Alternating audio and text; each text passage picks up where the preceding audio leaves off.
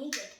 And this is the pipe that is connected to the top of the balloon, and this end is where I will blow it.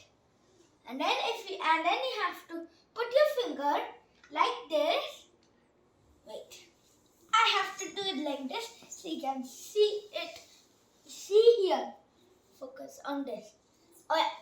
Focus on this. Okay. You can see I have covered this. Then I have to let it go. And what will happen? It goes! God, let's get it back.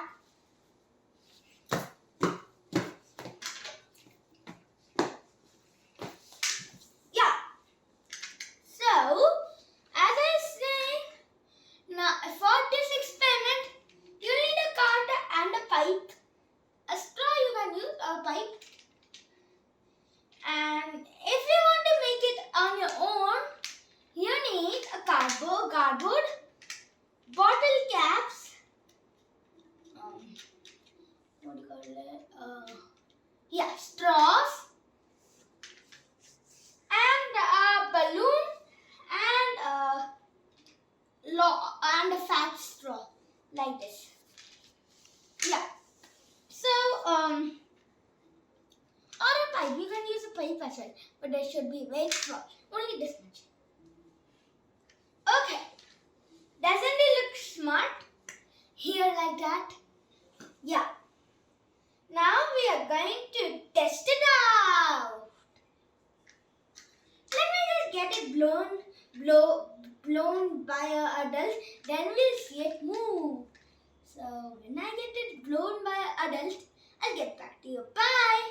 Okay, so now I'll let it go and then I'll explain you how it works. So, and the balloon car will be on its own. Let's see.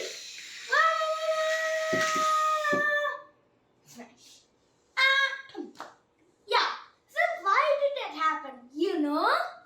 So, what's the science reason about it? So, when we let go out our finger and the air is out, the air in the room, where's the air? Empty. I can't see the air. That's because air is unseeable. Invisible.